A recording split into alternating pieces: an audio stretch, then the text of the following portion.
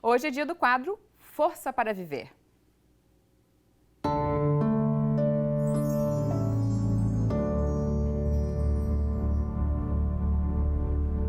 Chegamos à última reportagem da série. Vamos conhecer a história da Terezinha. Ela venceu o câncer de mama há mais de 20 anos. Contou com o apoio da família e da fé. Veja na reportagem de Rodrigo Gonçalves. As imagens são do Roberto Bortolanza.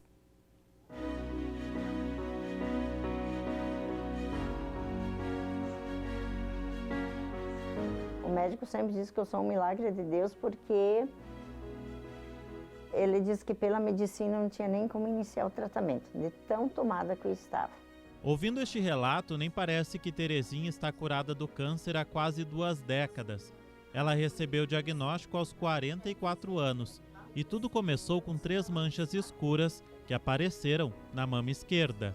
Todo ano eu fazia mamografia e aparecia essas 3 manchas, né? Uma aqui, uma aqui e uma aqui. Mas o médico dizia que era íngua. Naquela época também não tinha muito, 20 anos atrás praticamente, né? Agora em dezembro já vai fazer 20 anos, né? Então não tinha muito.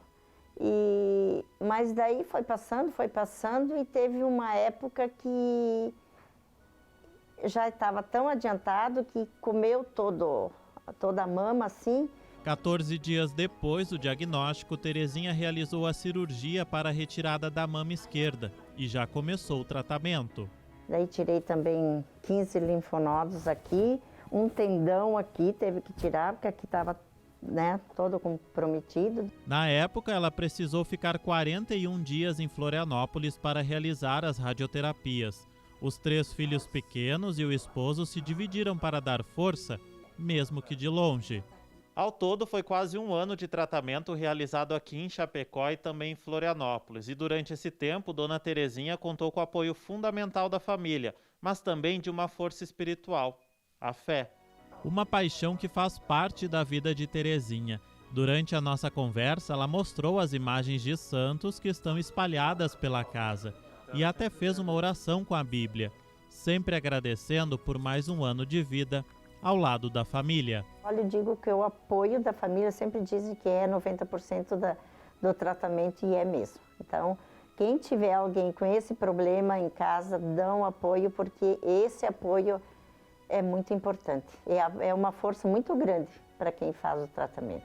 Uma história que inspira e que mostra que mesmo nos momentos difíceis da vida, vale a pena acreditar e lutar até o fim.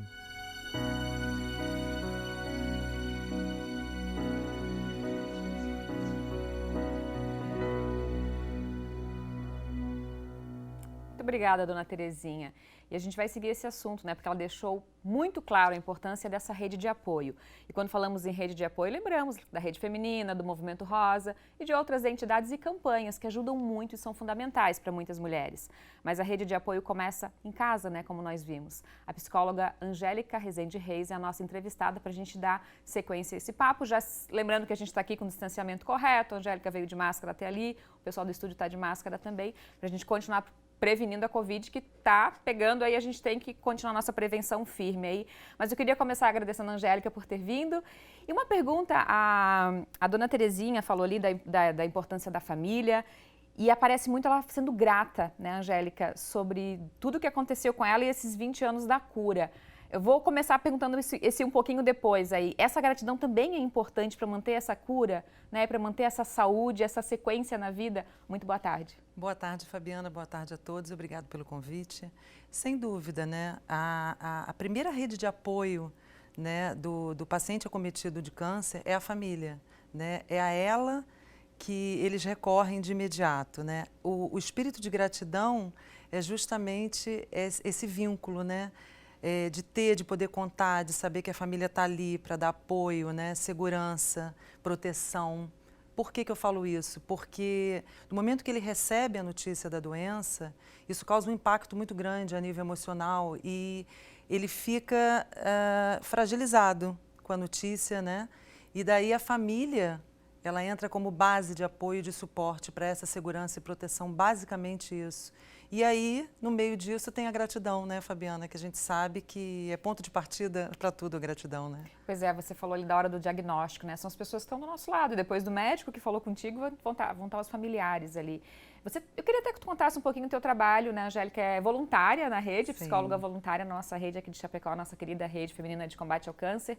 Como que é o teu trabalho ali? Conta um pouquinho pra gente, até pra gente poder te perguntar um pouquinho mais, né? Sim.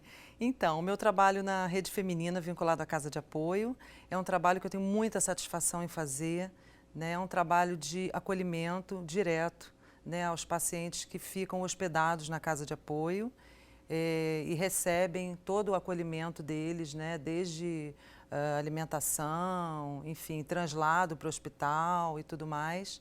E o trabalho ele é feito, o meu trabalho lá é feito de forma individual, né, numa psicoterapia individual e grupal, porque há momentos em que eu intercalo, né, o atendimento individual e o atendimento em grupo.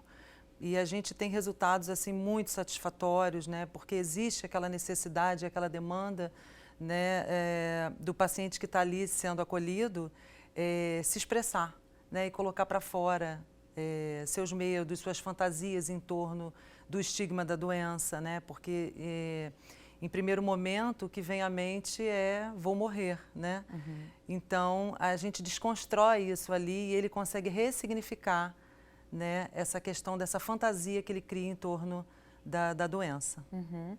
Angélica, sobre a questão do diagnóstico, né, e do que vai fazer na hora, vem essa, né, deve vir esse momento, vou morrer. Você já ouviu relatos, né, e a gente sabe que existem, que isso acontece, de a família, de repente, alguém não dar esse apoio necessário, de marido, né, no caso que a gente está falando das mulheres, do marido sumir, de o filho também não ficar legal. Isso é comum? Você tem esses relatos para nos passar? Sim, isso é muito comum, Fabiana, e eu vou te explicar por quê. Porque, como eu falei, o estigma da doença, ele já chega como uma bomba, né, em cima do paciente, do indivíduo acometido pelo câncer e da família. Então, na verdade, a família adoece junto, né? A gente precisa falar sobre isso. A família adoece junto com o paciente e adoece a nível emocional. Então, ela precisa de cuidados tanto quanto o paciente oncológico, né? Uhum. Isso aí é uma coisa para a gente pensar sobre isso. E, a partir daí, essa questão que você pergunta, realmente, ela é surpreendente. Por quê? Porque há movimentos diferentes que variam de família para família, né? Às vezes o impacto da notícia faz com que elas se unam, se reúnam e se aproximem. Outros se afastem, né? Pelo medo, pela dúvida, pela insegurança, né? Não sabem lidar com aquilo. Porque o que acontece com o campo emocional, né? Ele é subjetivo, você tem o seu, eu tenho o meu, a gente não sabe como que vai se dar esse funcionamento quando você recebe uma notícia como essa.